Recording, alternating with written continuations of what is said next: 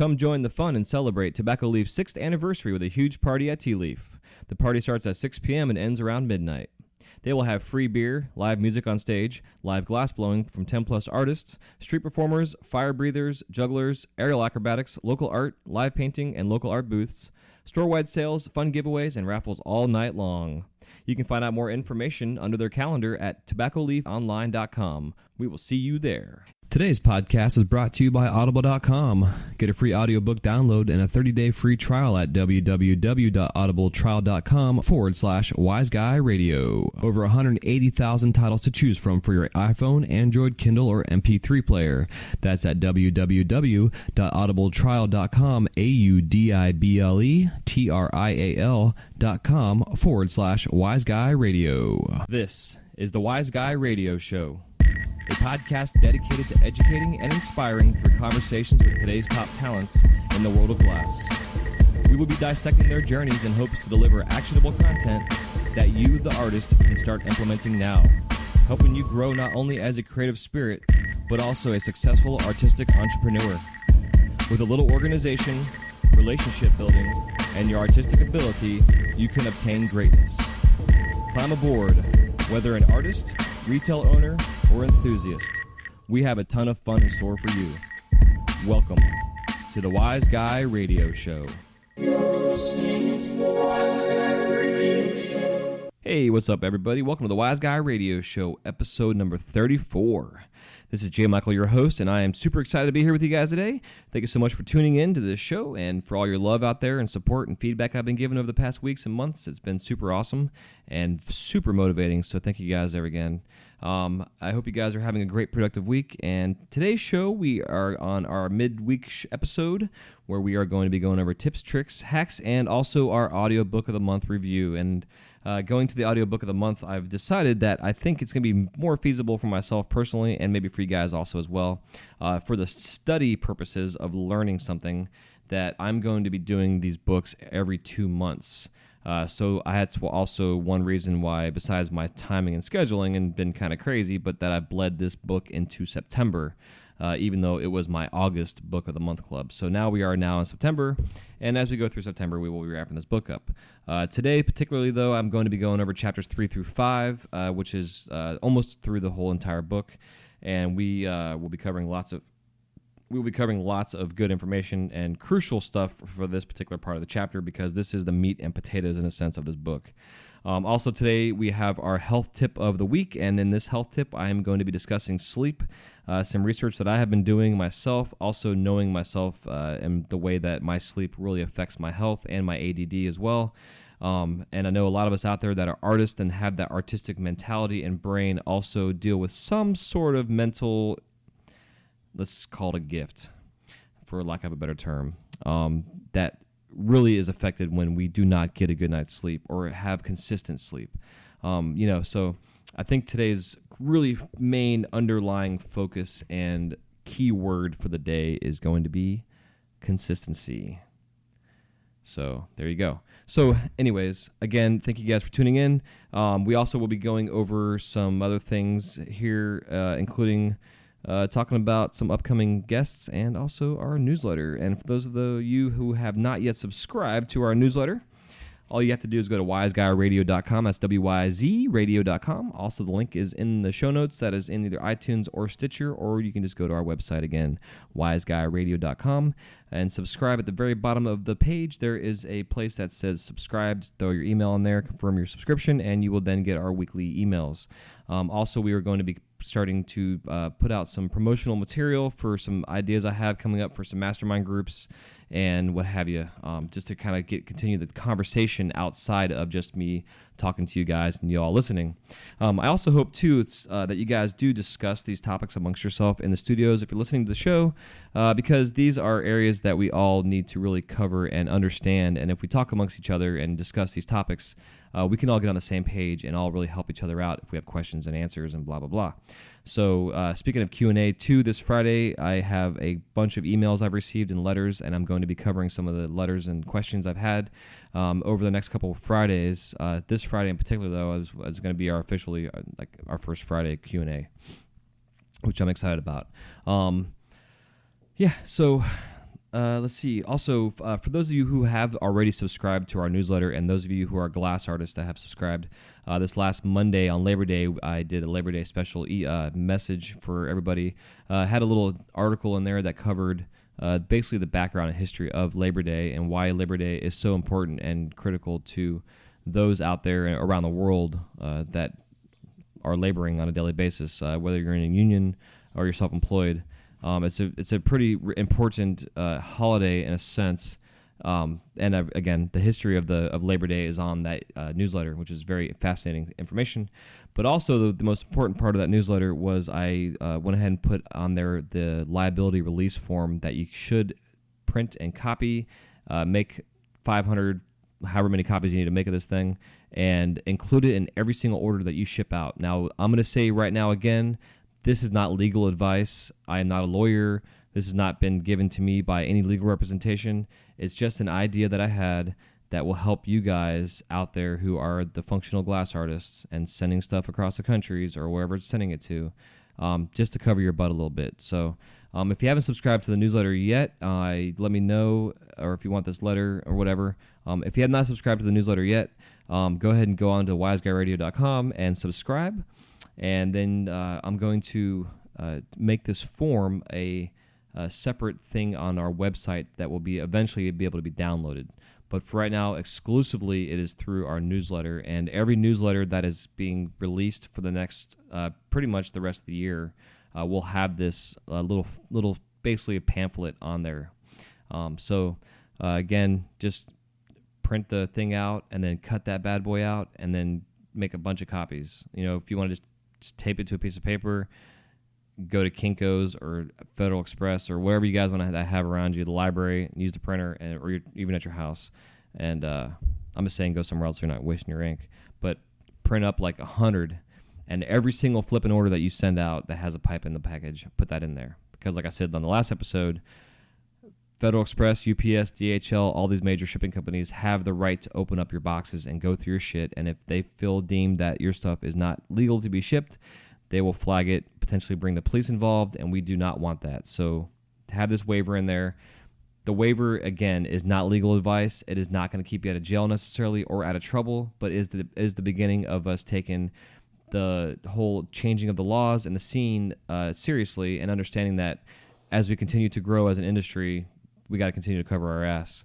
And that being said, too, think about, too, just one little thing. We had a discussion, one of my Facebook groups I'm in, about the whole idea eventually of us getting into a union or some kind of guild of some sort. They were saying up in the Glassroots show coming up, the trade show, there's going to be a panel of guests that are going to be talking about these topics. So anybody that's going to that particular show or the trade shows, definitely go check these out, because this is the kind of things that are coming up, are going to be starting to be discussed, and that we all have to take seriously. So there you go. And also understand, too, that make sure that you guys, as we go through the audiobook portion today of what we're talking about, that you guys are on the ball with your product line. Make sure you pay attention to who you're allowing to follow you on Facebook, on Instagram, because the Chinese and the Indian glass that's coming in now, that's being imported, is being knocked off and ripped off of styles from a lot of artists out there. And they're also using high-quality products as well. They're buying North Star glass. They're buying Glass Alchemy glass. These companies that are manufacturing this stuff may not know that. There might be an American here in the States that is purchasing it and then shipping it to the warehouses. So we're having imported glass brought in with American-made products and being sold for Chinese prices. I get emails at least once a week being offered to purchase rigs and stuff and pipes. I mean, super nice pieces. I mean, I'm talking like Toro and Hitman knockoffs that they're trying to sell them for $15, $18 wholesale. I immediately delete them and tell them to go fuck themselves. But at the same time, just know that once the laws change federally and the borders are now, again, open to import stuff, the import will become, hopefully not, but it could become a pretty big wave of import glass coming in. There's enough of us American glass artists, functional glass artists especially, that are out there in the community that we can continue to supply all of our shops all around the country at all sorts of price ranges, and there is no need for any shop owner ever to need to purchase anything that is not made by an American glass artist. So there's my little podium on my preacher speechy thingy there. So I'm going to get down from there. And now we are going to transition into our audiobook of the month club. And we are going to now discuss and continue 3 through 5 chapters of our audiobook of the month club, which is The E-Myth Revisited by Michael Gerber. And I wanted to read this to you guys real quick because this is a summary of the book, and I haven't read this yet, and I came across this the other day as I was fiddling with my app.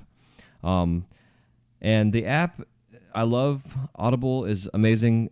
You know, just as a shameless plug again, they have 180,000 plus sorts of documents, whether magazines, books, comic books, I mean, all kind of shit you can download and listen to on your phone or your iPad or your computer.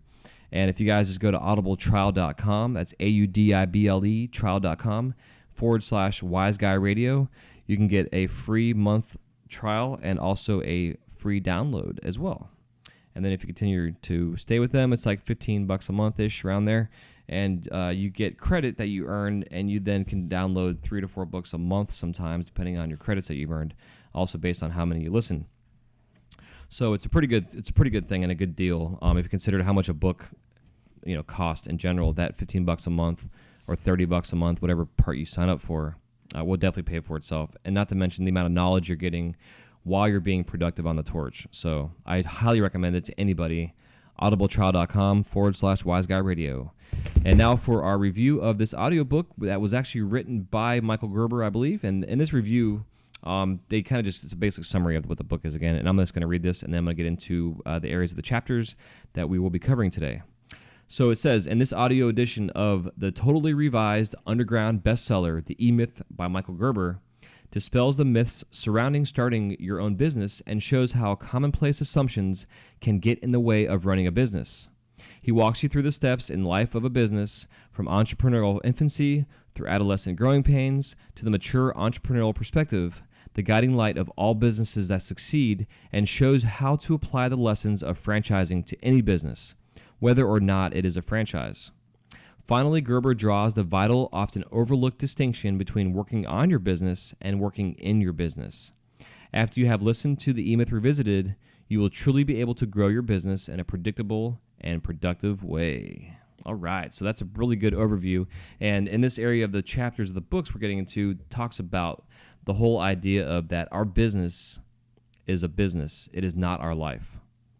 And these are just some notes that I took as I went through this whole process of listening to, again, the parts of the chapters, which is, again, 3 through 5.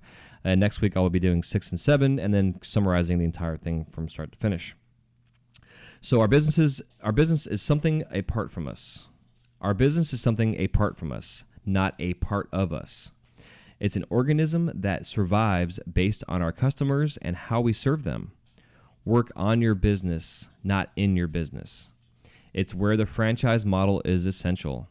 And again, the whole idea of a franchise is basically a company that has developed and designed a business that if you're smart enough, you can get everything you need to get from this company. You get a key to open up your door, and wazam, they have a productivity manual, an operation manual, and all you got to do is just follow the flipping instructions, and you can run your own fucking business. Whether it's a Subway, a McDonald's, a Burger King, a Wendy's, or making Wise Guys.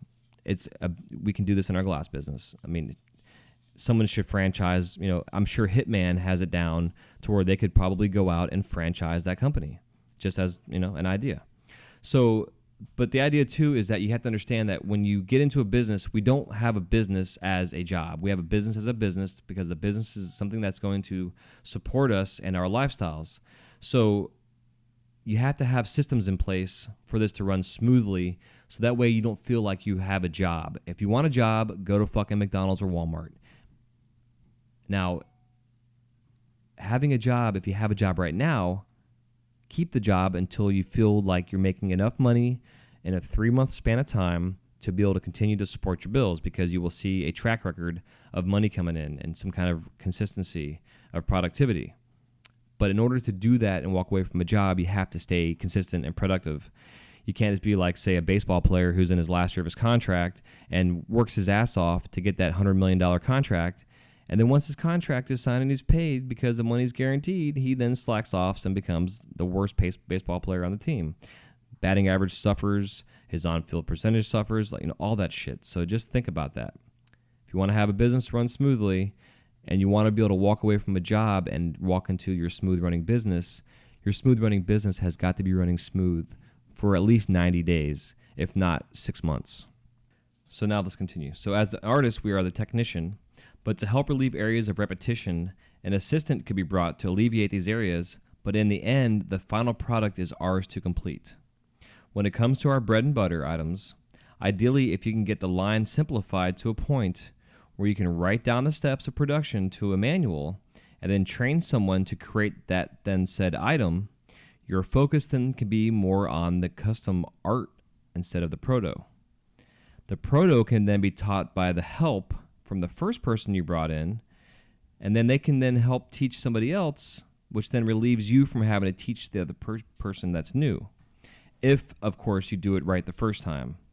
Spend the time teaching them the right way now, and your time spent training will pay for itself tenfold.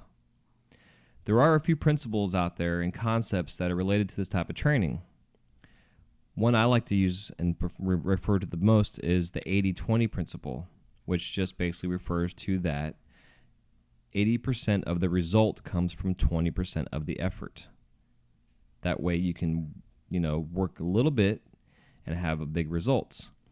It's kind of the idea, too, that as you see in some of the glass artists that are out there and some of the quote-unquote ballers, the reason that they're able to become to the area that they become is because their focus went from doing the production that taught them the glass, like Salt, for instance. Salt is a good example of somebody who, when he started, he was doing the basic stuff, inside-out spoons and whatever.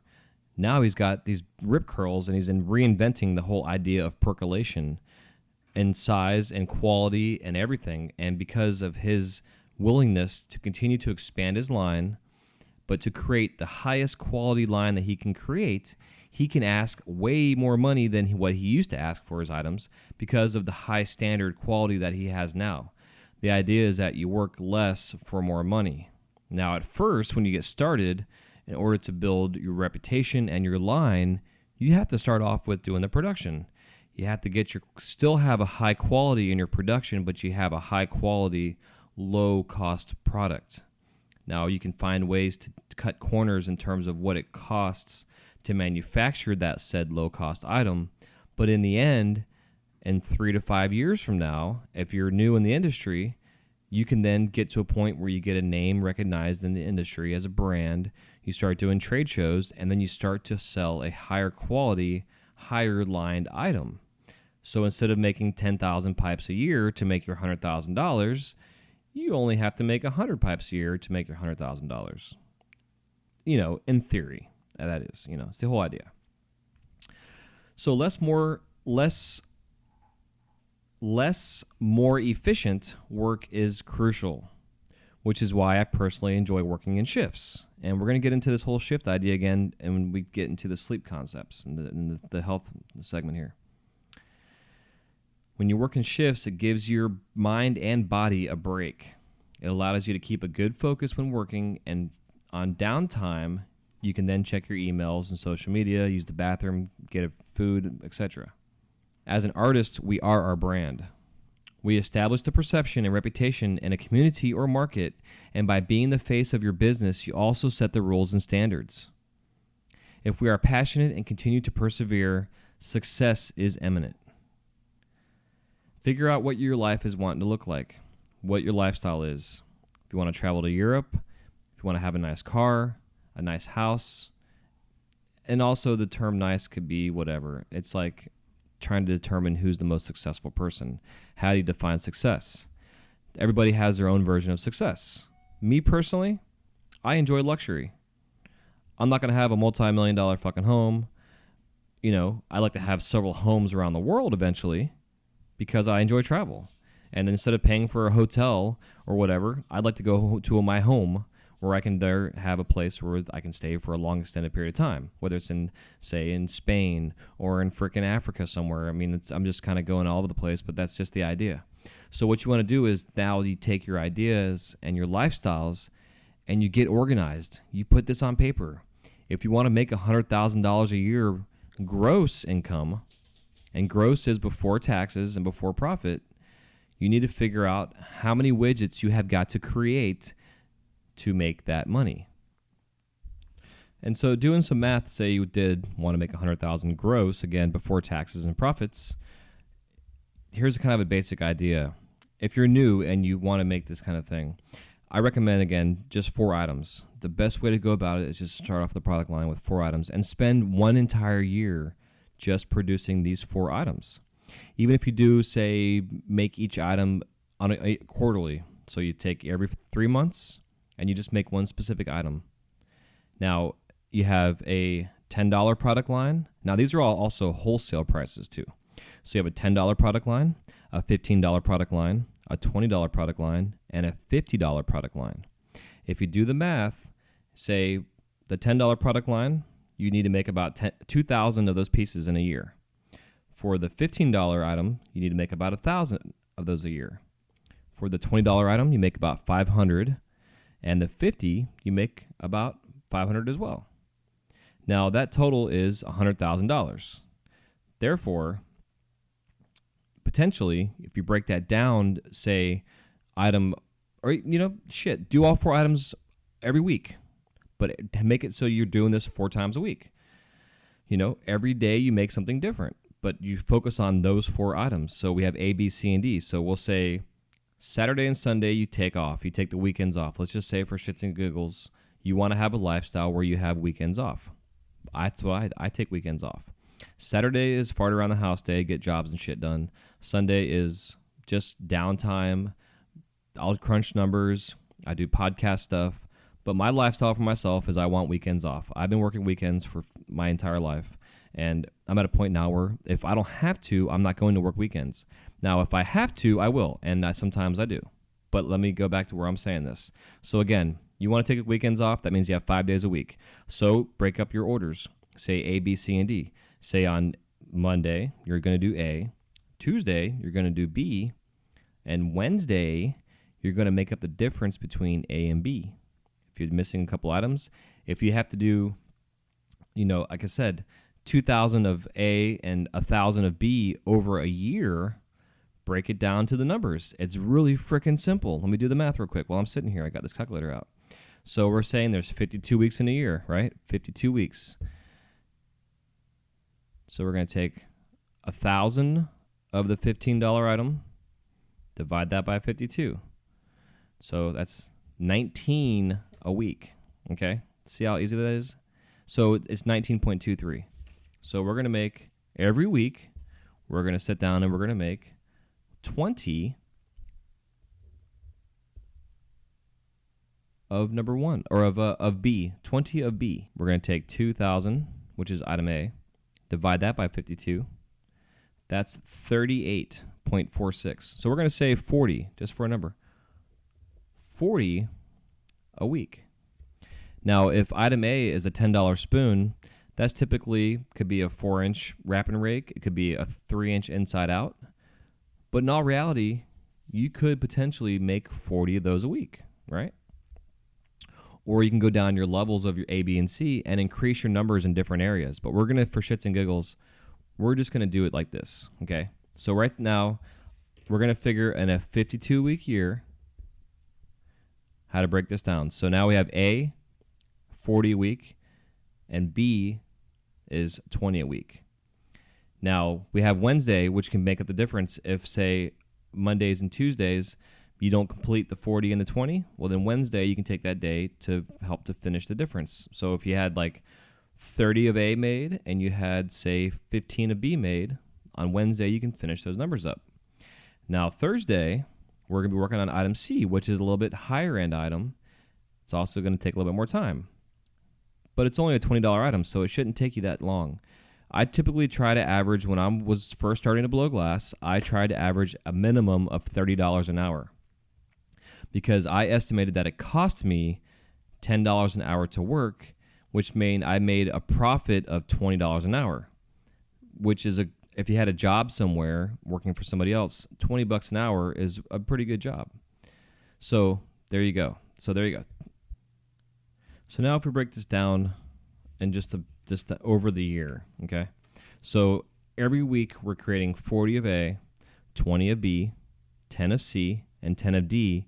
That is equivalent to 80 pipes a week.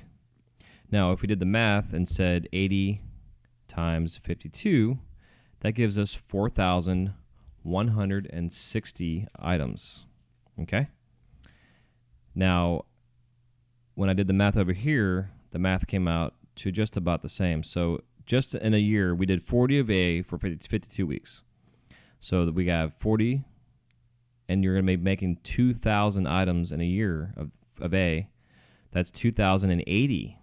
So you can see as you do the math, B, it came out if you only want to make 1,000 in a year, and you do 20 a week, you're going to be making 1,040. With C, 20 for C, 500 in a year, that's 520 items. If you do 10 a week. Same with D, 500 a year, 520 items. It actually works out if you do 10 a week. So as you can see, you actually are going to be creating more work if you keep a consistent number going every week. 40, 20, 10, 10. And if you break this up regularly, you can make it so it's not monotonous and boring. Now, also, if you get to a point to where you can halfway, say 6 months into this shit, and you have this stuff down to a science, and it's still selling very good, and it's still selling really, really good, change the color patterns, change the look a little bit here and there, maybe add a little Illuminati marble to it or something to kind of spice it up to make it different. But you can also have it down to a science to where you can now train somebody to come in with you as an assistant to make your product line A and B. And if two of you are making these items, you're now doubling your merchandise, right? So instead of making 2,080 a year, you're now making 4,160 items a year. So as you can see, that really the math adds up over a long period of time. It's like compounding interest. I mean, it's amazing how fast this shit adds up. So we have 2,080, right, for A. 2,080 plus 1,040 plus 520 plus 520.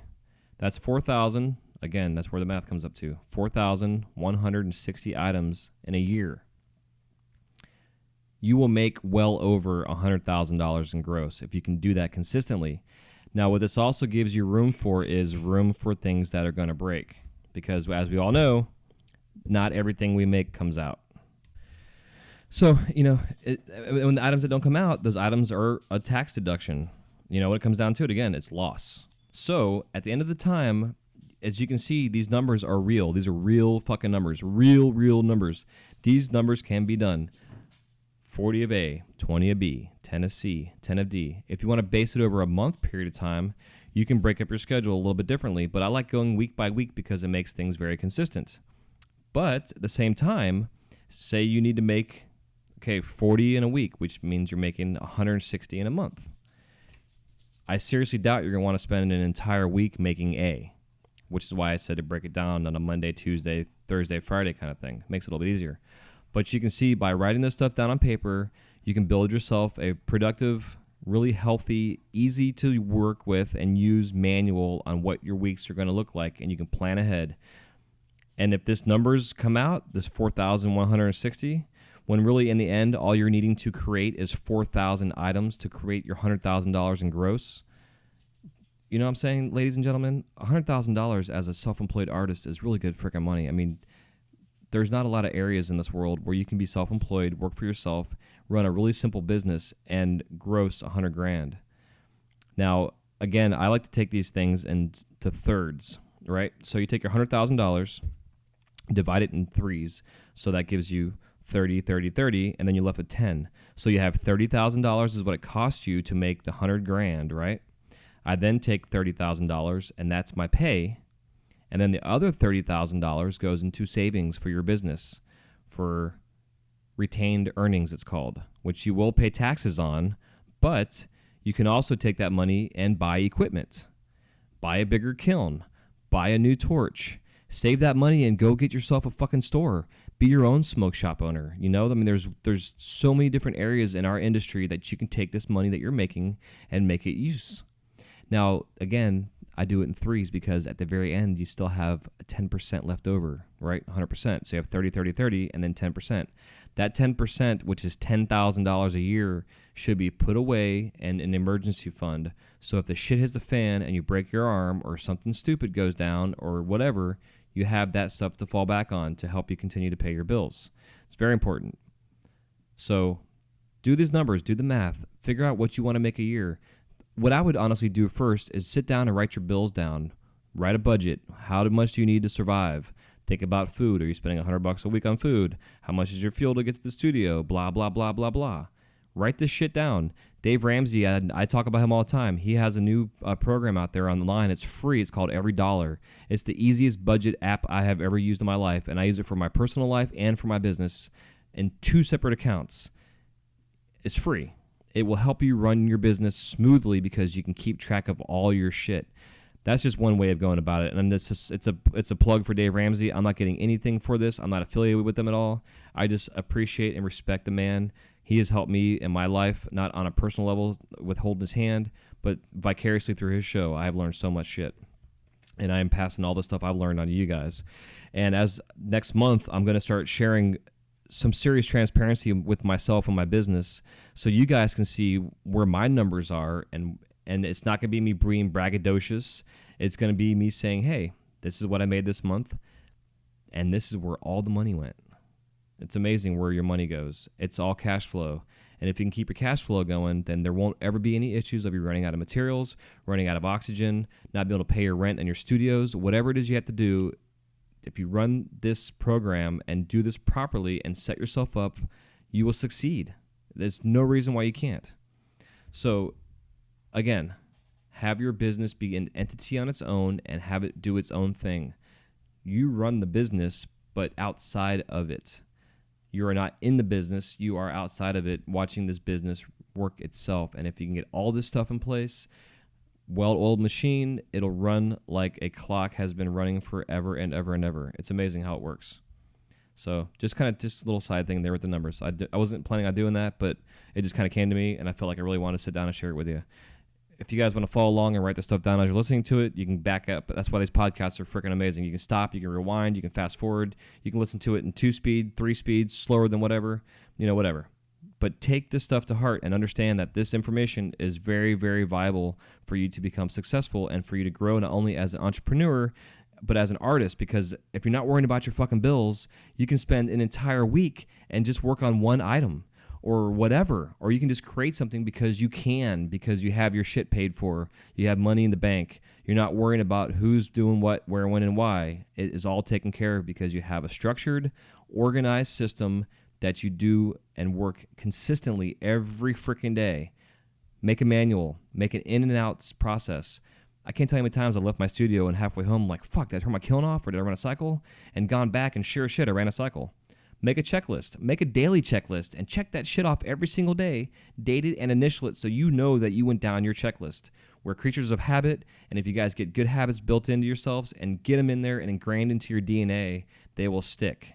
Again, like when I leave my house in the morning, I'm like, damn it, did I lock my door? I lock my door out of habit. I come back to my house, my fucking door's locked. It's stupid. I waste my time driving back to my house. But again, it's habits. It's creating good habits, good routines, and do it on a daily basis. Every single flipping day. Write down before you go home. What did you spend that day? What did you spend it on? Who paid for things? Where do they need to go? Get all that shit organized. I use FreshBooks for myself. Again, they're not a sponsor for the show, but I personally use FreshBooks. It's an online cloud accountant app. It makes it easy to keep track of all my businesses, all my expenses. It's such an easy thing. And now FreshBooks allows you to take payments through PayPal or debit cards, which makes it even easier now to use. So there's all these tools out there for us to use, including this show that I'm giving you guys for free, that it's stupid to not be organized and to not be in control of your business and your finances. So again, go back, figure out what your life would look like if you had unlimited resources, and then figure out what it would actually take to obtain these goals and dreams. If you're content living a simple life, then do the math. If you want luxury, do the math. Estimate how much product you would need to produce or have produced to satisfy this lifestyle. before taxes, after tax profits and loss. How many hours, how much material, how to sell and market your product. Oh yeah, and I forgot part of those numbers with that 30, 30, 30. One of those 30s is taxes. That's what that was. I knew I was missing something in there. So 30% of it is profit, 30% of it is taxes, 30% of it is material costs, and then 10% is your savings. That's how I did it.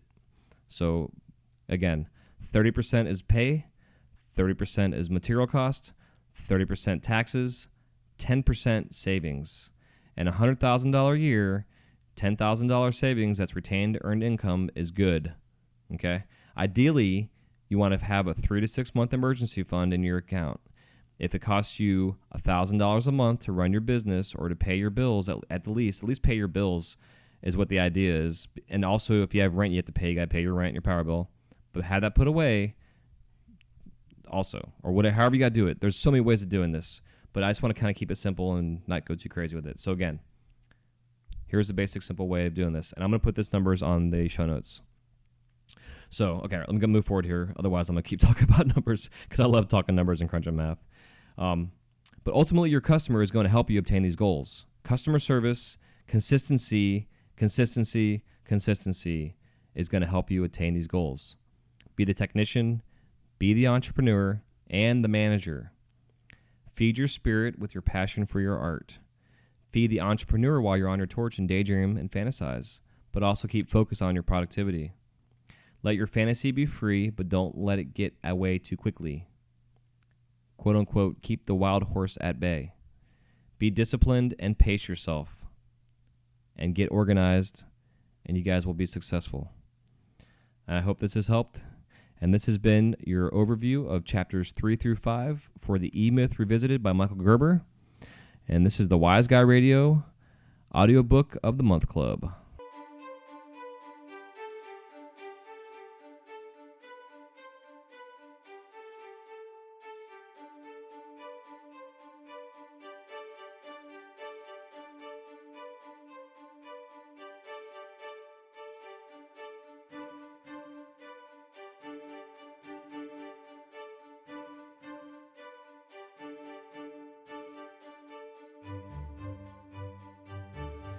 And now it's time for the Wise Guy Radio Health Tip of the Week.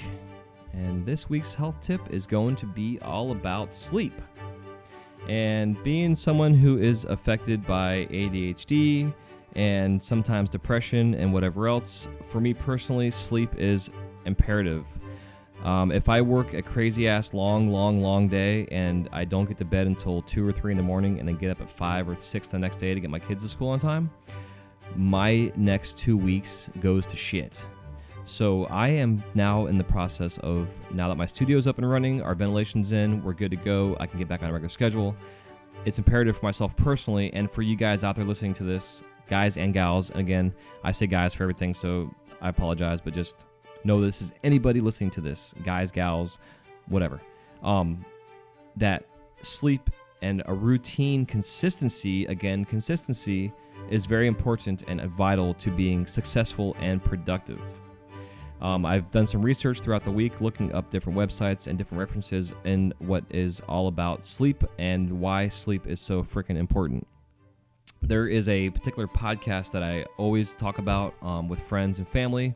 A guy named Sean Stevenson. Show is called The Model Health Show. I recommend you guys checking it out. It's on iTunes and Stitcher. You can go to modelhealth.com, I believe is what his podcast website is, I think. If you just Googled The Model Health Show, you'll find that out. But Sean Stevenson wrote a book. He is one of the foregone experts in the world, if not in this country at least, on sleep. And he wrote a book on sleep, which was a #1 New York Times bestseller. And it's because of the amount of amazing information that is in there. So some of the research I found online, which I'll have these websites in our show notes page, this first kind of notes I took was talking about some of the first sleep studies, which were done in the 1880s.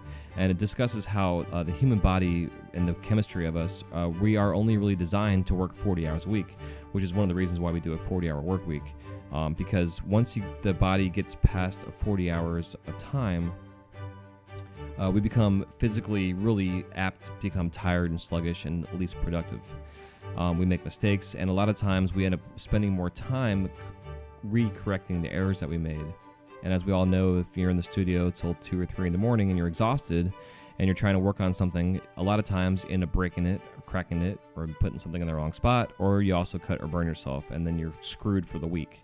So it's very important to understand that you need to limit yourself to how many hours a day you're working and also how many hours a week you're working. As artists, it's very easy for us to want to just be in the studio and being creative all the damn time. I mean, trust me, it is so hard sometimes for me just to leave, because I know I got to get my kids from school on time, for me to stop what I'm doing and walk away from it. So I totally understand and sympathize with everybody out there. But just know that getting a good night's sleep is important. It says that if you lose just one night's sleep and your cognitive capacity is roughly the same as being over the alcohol limit. Imagine that. When we are tired, our performance doesn't just degrade equally. Instead, when you lose a night's sleep, the parietal and occipital lobes in your brain become less active. The parietal lobe integrates information from the senses and is involved in our knowledge of numbers and manipulation of objects. The occipital lobe is involved in visual processing. So the parts of our mind responsible for understanding the world and the data around us start to slow down. This is because the brain is prioritizing the thalamus, the part of your brain responsible for keeping you awake. In evolutionary terms, this makes sense. If you're driven to find food, you got to stay awake to search. Now, after 24 hours of sleep deprivation, there is an overall reduction of 6% in the glucose reaching the brain, which they say is one reason why you crave sweets and stuff. After being sleep deprived.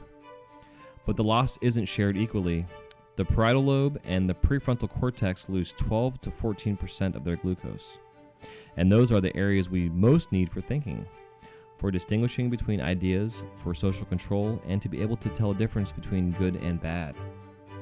So it's also why we lose our tempers, we have trouble driving sometimes, distances, we're groggy.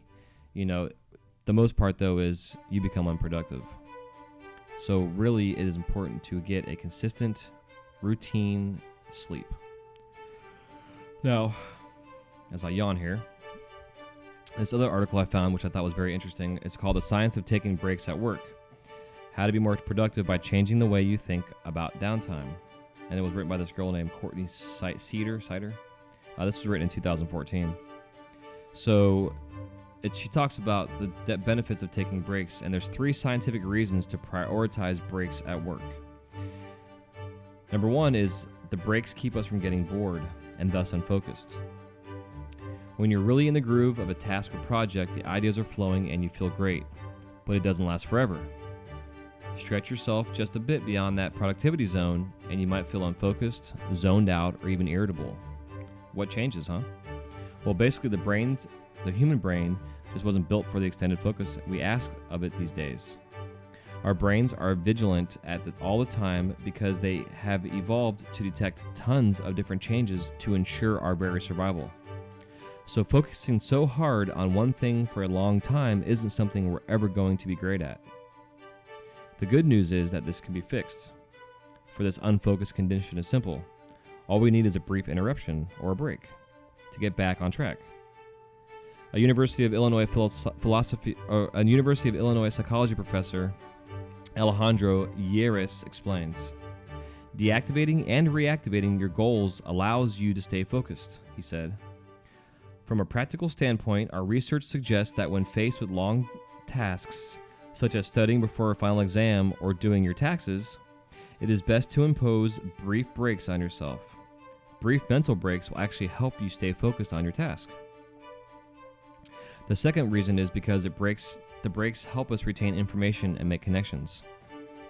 So it says our brains have 2 modes, the focus mode, which we use when we're doing things like learning something new, writing, or working, and the diffused mode, which is our more relaxed, daydreaming mode when we're not thinking so hard.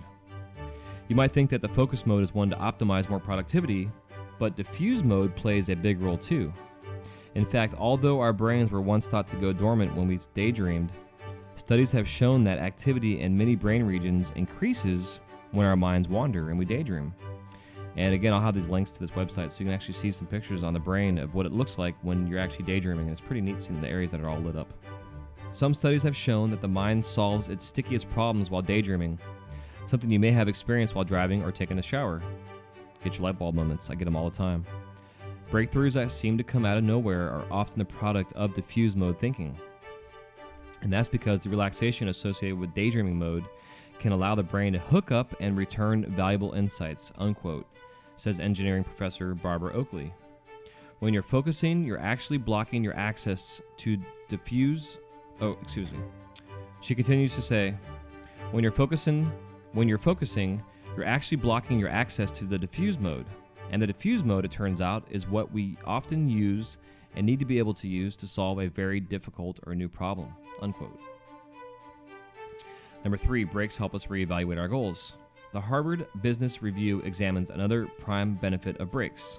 They allow us to take a step back and make sure we're accomplishing the right things in the right way. When you work on a task continuously, it's easy to lose focus and to get lost in the weeds. In contrast, following a brief intermission, picking up where you left off, focuses you to take a few seconds to think globally about what you're ultimately trying to achieve. It's a practice that encourages us to stay mindful of our objectives, unquote.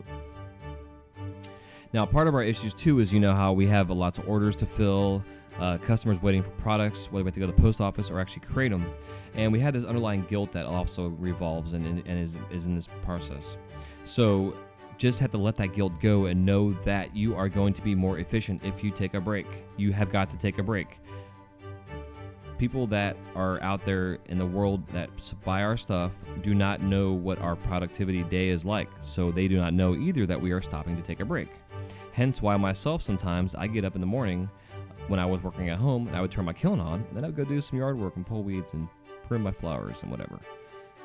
And I'd feel guilty as shit doing that because I should have been on the torch working. Well, I shouldn't have been on the torch working. I should have been out in my garden weeding plants and stuff because it's healthy, So, again, avoid the guilt.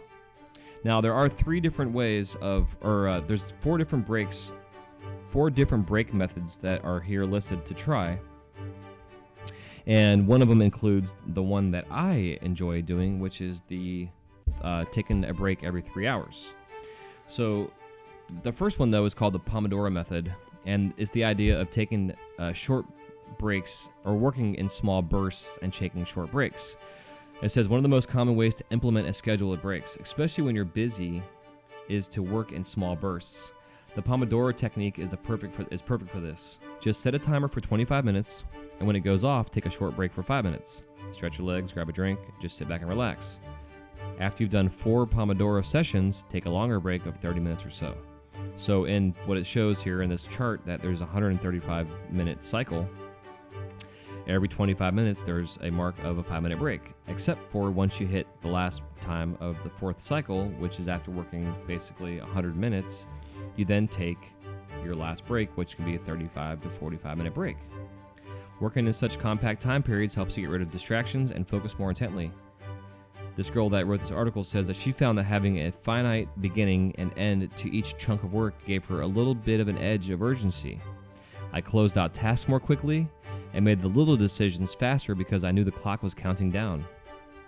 So if you have a deadline, in a sense, this is a great way to reach deadlines. Now here's my way of doing things, which is the 90-minute work block. Working in 90-minute intervals has long been a favorite method of maximizing productivity because it works with our body's natural rhythms. Sleep researchers William Dement and Nathan Kleitman first discovered the 90-minute pattern while studying the cycles by which we progress into sleep. But it persists when we're awake, too, as we move from higher to lower levels of alertness. So basically it says that while we're awake and asleep, this pattern continues to happen. It's also known as our ultradian rhythm. It's very interesting. When Professor Erickson studied elite performers like violinists, athletes, actors, and chess players, he found that the best performers practice and focus sessions of no more than 90 minutes.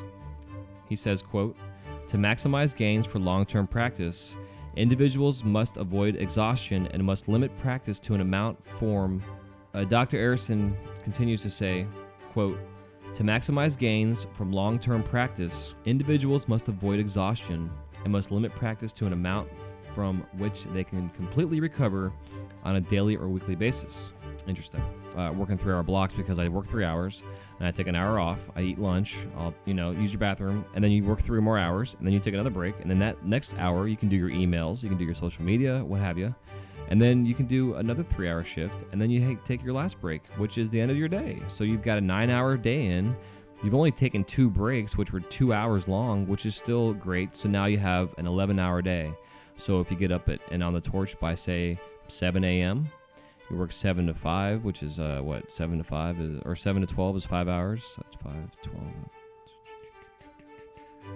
So if you work, 7 a.m. to 6 p.m., 5 days a week, it's a 44-hour week of work, but you're actually only working 9 hours a day. So you're working 45 hours, but it's actually working 45 hours, and you get a lot of shit done in 45 hours. With breaks in between. And during those breaks, you're getting other things done. Just to think about it, So the third option they give here is the 52-17 method, which splits the difference between the Pomodoro and the 90-minute blocks break. Using time tracking and productivity app, one called Desk Time, this study group studied the habits of the most productive employees and learned that the most productive people work for 52 minutes at a time and then take a break for 17 minutes before getting back. The bottom line is that they discovered was working with purpose. Quote, the reason the most productive 10% of our users, which is the users of the Desk Time app, are able to get the most done during the comparatively short periods of working time is that their working times are treated as sprints. They make the most of their 52 minutes by working with intense purpose and then rest up to be ready for the next burst. In other words, they work with purpose. And the fourth tip is to take 2 15-minute breaks per day, which is kind of crazy, but some people like to do this. If a time-blocked day doesn't appeal to you or work with your job, consider a simpler, quite still effective solution. Blocking out 2 planned 15-minute intermissions in your day. One in the mid-morning and the other in the mid-afternoon around 3. And this article continues to go on to all kind of different things that you can do while you're on your breaks to help with the relaxation and whatever. Go outside and play, meditate. You can exercise your eyes by using several different techniques with apps that are on the phones. There's just all kind of things you can do, but just know that this is really important. So you need to get a consistent sleep, and by having a consistent sleep, you then can have a consistent routine.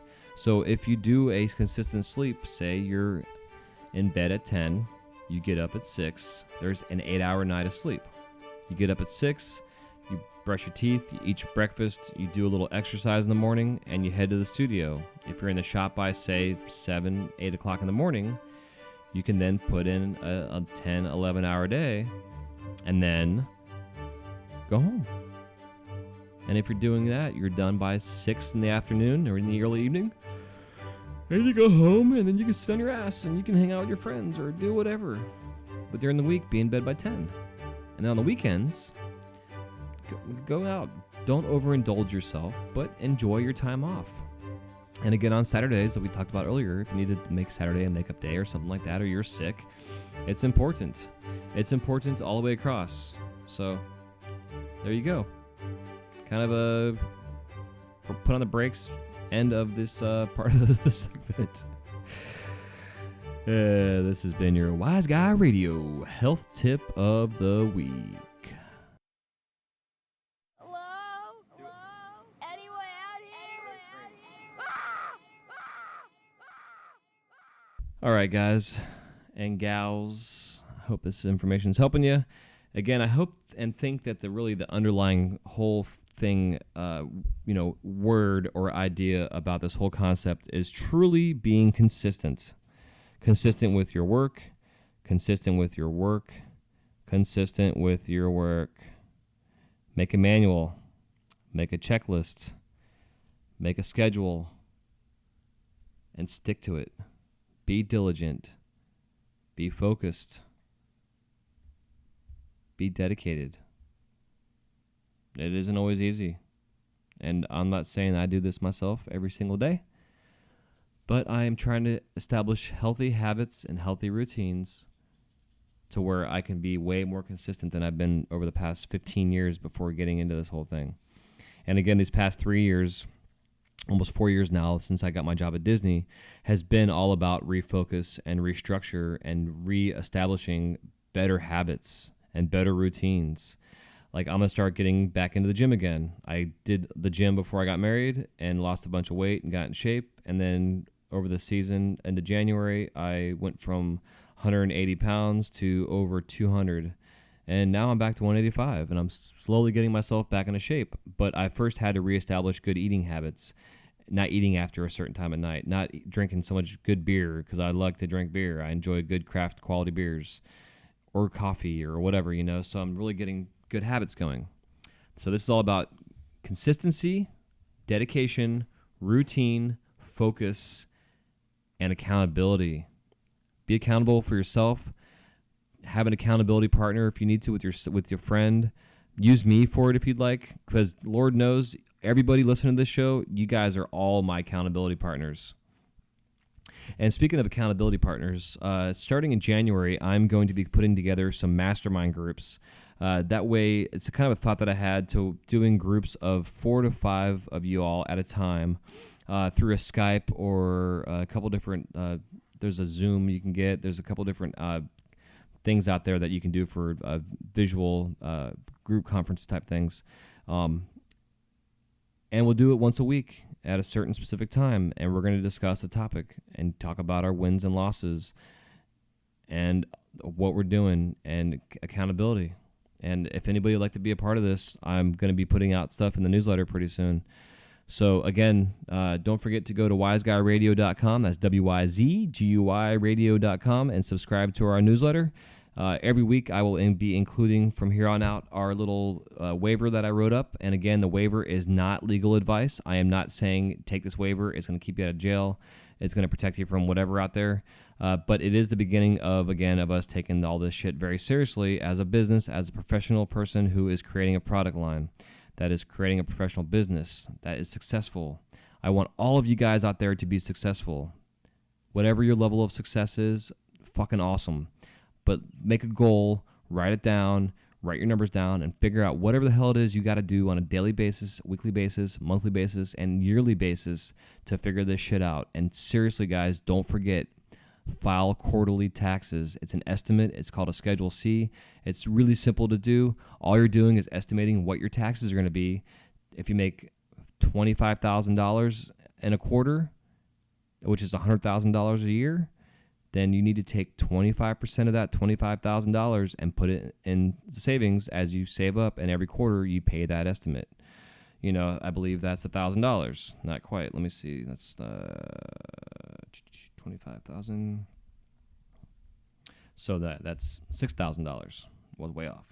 So there you go. So $6,250 times that by 4. That's the $25,000 a year in taxes. Don't think that if you have $100,000 profit, because now your taxes are based on your profit. Don't forget, tax is based on how much profit. Profit. If you make $25,000 in a quarter and 2/3 of that costs you to produce the product, that means that 2/3 of that money isn't going to be taxed, but the other third of the profit will be. So find ways to keep track of your supplies and estimate your taxes and pay a quarterly tax. That way, when the tax bill comes at the end of the year, you're not paying a fucking $10,000 bill. You're only paying what your quarterly tax is for the end of the year. And then if you overpay after actually filing your taxes, you will get a refund. The goal is to not get a refund. The goal is to pay the exact estimates, even though exact and estimate are completely contradicting. But the idea is that you don't overpay. And also that you do pay, period. Because if you just underpay by a little bit, it doesn't matter. You can still make that up. Underpaying a little bit is better than not paying at all. So I hope that kind of helps. It's a little sidetracked little note there, but it goes along with what we're talking about. Because all these numbers are very important. You guys got to write your numbers down, keep track of it, keep a chart by your oxygen tank so you know when gas comes in, when gas goes out so you don't run out, so you can call your oxygen guy for deliveries or know when you need to pick up, whether it's oxygen or propane, whatever. It's all imperative. You guys got to stay on top of this stuff. And just one more little side thing. I'm super excited. Also, this Saturday, I have an interview I'm doing with the owner of a company called Natural Light that Adrian in her episode had talked about. And they create a UV cover for fluorescent lighting. And because most buildings indoors and also studios that we work in all have fluorescent lights, and the fluorescent light actually puts off a UV ray, which is not good for you, for skin. It's very carcinogenic for skin cancer issues. Also not good for your eyes either. And this gentleman I'm bringing on is not only the owner and manufacturer, more or less, an entrepreneur of this product, but he is also has experience in the world of ophthalmology for, I believe he said it was something around 20 plus years, if I remember correctly. So I will have him on next Wednesday. His show will air. And again, I'm really, really excited as I come across experts in areas that I want to cover and growing relationships with these guests and having them continually come back on for more segments and more knowledge and more shows. And as we continue to grow, we'll continue to do these shows and continue to bring more guests and more specialists. And I'm going to be making an appointment here soon. I keep saying that, and I got to do it, which is why I'm saying this now as a reminder to myself. To go see a person that specializes in heavy metal toxins in the blood. And I'm going to go through the whole chelation or chelation, however you pronounce it, detoxification process of getting the heavy metals out of my blood. And you guys will go along with the ride for me because I'm going to document and make an audio diary of the daily process of that, which I'm not looking forward to, but it needs to be done because I'm sure 16 years of exposure to all this stuff has started to get some kind of buildup in my system. So, all right, kids. Other than that, again, congratulations to our smoke shop of the month, which is Tobacco Leaf Gallery in Tallahassee, Florida. The owner of the show will be coming on this week, and we will have his show hopefully by Friday. And other than that, I hope you guys take all this to heart. I hope this helps. Next week on Wednesday, I will be finalizing the book and announcing the next book that we'll be doing. And other than that, click on the show notes page on iTunes or Stitcher for all the links for all the stuff I've been talking about. And so there you go. I'm going to go take a nap, and then I'm going to get to work. I love you guys. Thank you so much again for hanging out and being listeners and participating in the feedback. And again, y'all take care. Happy melting. Have a wise day. Peace.